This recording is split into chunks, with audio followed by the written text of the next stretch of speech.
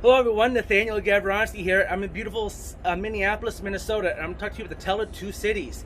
Now, Minneapolis gets its start thanks to the proximity of Fort Snelling, which was built between 1819 and 1825 at the forks of the Minnesota and the Mississippi River. Now, the first settlement on the west side of the Mississippi River, which becomes Minneapolis, was founded by a gentleman by the name of John H. Stevens, who built his first estate around 1849 into 1850. The city of Minneapolis was all on the west side. In fact, John Stevens plotted out Washington Avenue in what is now mostly the greater downtown Minneapolis area. On the east side of the river, however, was a different city named St.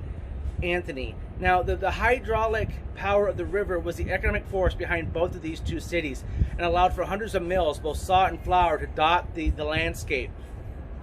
The export of grain and flour and lumber to the country as a whole created a huge demand for railroads to be built through the area, and a lot of the railroads that serviced this area throughout the most of the 19th century was to no small part to the economic powerhouse that is now Minneapolis. Now, Minneapolis gets its name from its very first schoolmaster, by a gentleman by the name of Charles Hogue. He took the Dakota name for water, Mini, and the Greek word for city, polis, and then basically put them together. It's really that simple. And so Minneapolis gets its name from those two words.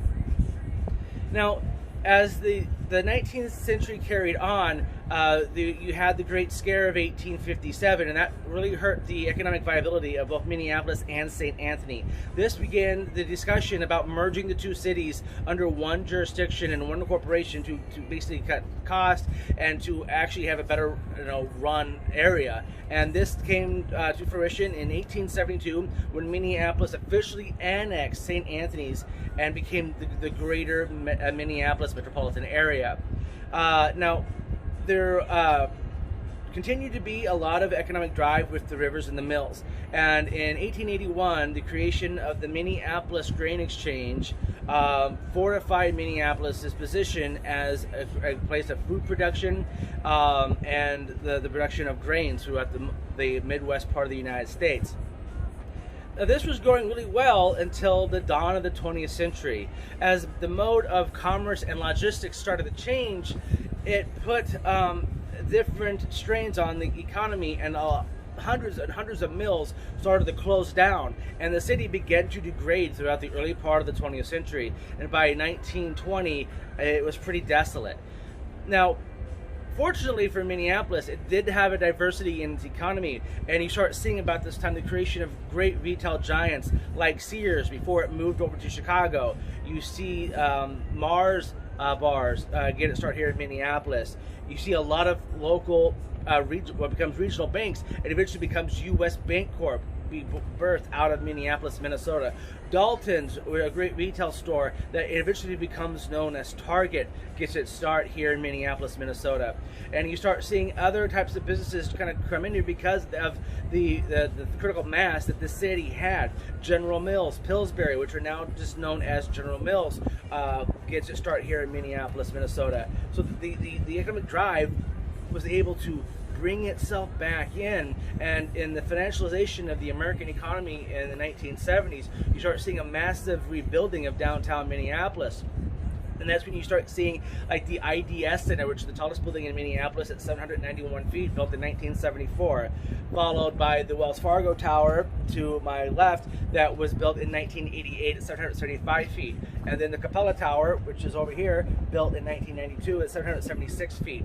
These buildings dwarfed all of the great buildings of the early 20th century, like the Rand Building, which is directly behind me, and the Fauché Building, which is over here, and the Sioux Line Building, which I am standing on right now, which at one time was the tallest building in the Midwest. So Minneapolis, Minnesota has a great history of commerce and private enterprise and expanding itself into a great economic city. You see companies like 3M and other IT companies coming here like IBM, all of them are here and creating jobs here, and it's not going away. We are seeing a great 21st century city being culminated here in Minneapolis, Minnesota, and it strives back to the early days of people coming here and edging out a piece of economic drive with the mills. It was driving the needs of the people, and that's what Minneapolis is striving to do today. And that's where we are at today in this great city of Minneapolis, Minnesota. So one of the cleanest cities I've ever spent ample amount of time in. The people here are absolutely fabulous. Minnesota nice is a real thing. I've had a great time up here in Minneapolis, Minnesota. And I'm very grateful for all the people up here that have hosted me. Special thanks to the Sioux Line building for being one of the greatest residential places in the city. I recommend everyone checking it out. And I wish everyone a very wonderful day. This is Nathaniel Gavronsky from the beautiful city of Minneapolis, Minnesota. Stay healthy, stay wealthy, stay wise. And as always, stay classy, Minnesota.